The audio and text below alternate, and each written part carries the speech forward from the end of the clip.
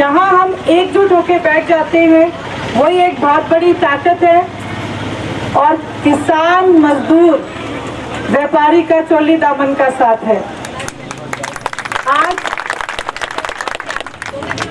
आज आप सब लोगों को मैं ये बधाई देना चाहती हूँ कि ये प्रशासन चलता तो बहुत अकड़ के है, लेकिन आपकी इस एकता को देख के इन्हें घुटने टेकने पड़ते हैं।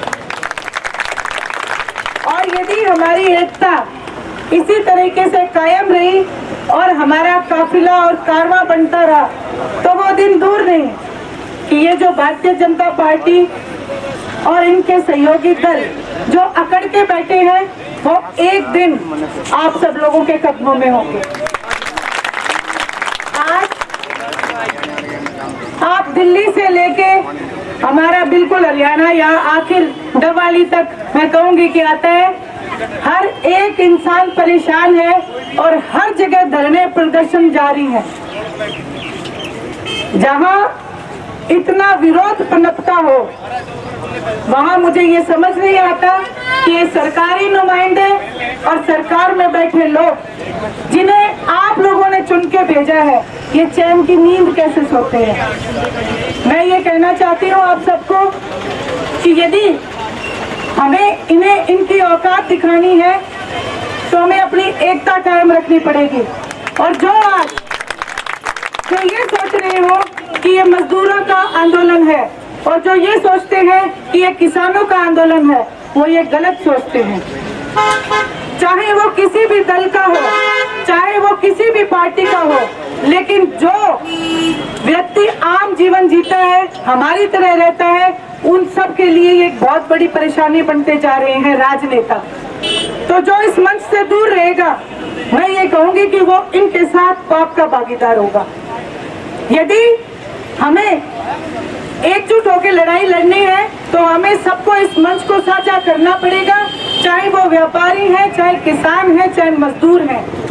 आप सब लोग परेशान हैं, लेकिन वो लोग चैन की नींद सोते हैं हमें आपस में बांट के।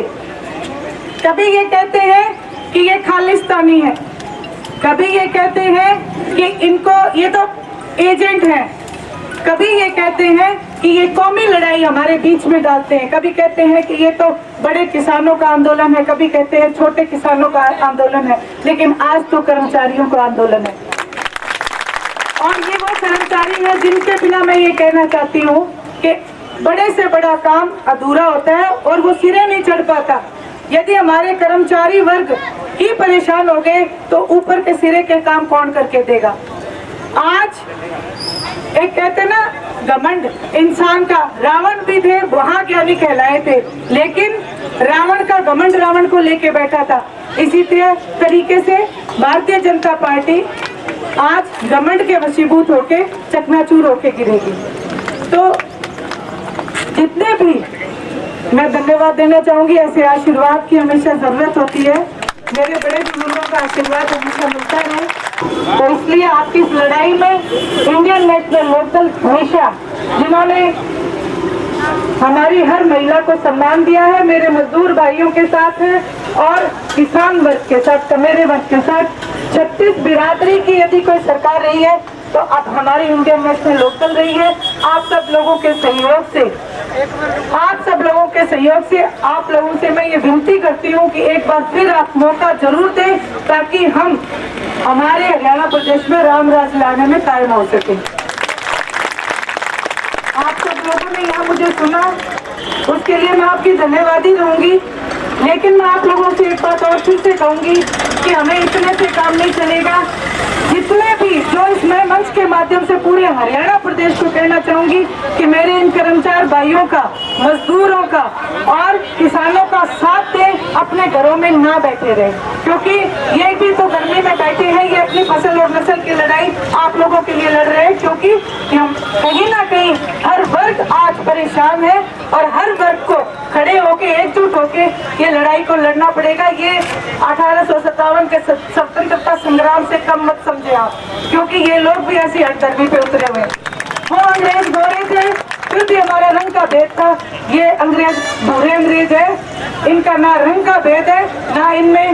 मैं कहती हूँ ये उनसे ज्यादा खतरनाक है। कोरोना की महामारी जरूर खतरनाक थी, लेकिन ये उससे भी ज्यादा खतरनाक है। हम कोरोना से तो इंजेक्शन लगा के बच सकते हैं, लेकिन ये हमारी फसल और नस्ल को नष्ट करने पर तुले हैं।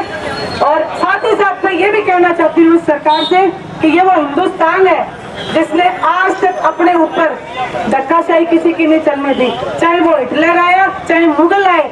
लेकिन हिंदुस्तान का इतिहास है कि प्यार से तो चाहे कोई गर्दन ले ले, यदि कोई हमें दबा के और यदि कोई हमें डरा के हमसे यदि कोई लेना चाहे तो हम अपनी सुई भी नहीं जाने देते। तो इस बात को ध्यान रखें। आप सब लोग एकजुट होकर डट के लड़ाई लड़े। आपको जब जरूरत होगी मैं आपके पास हाजिर हो जाऊंगी। आप सबका बहुत बहुत धन्यवाद।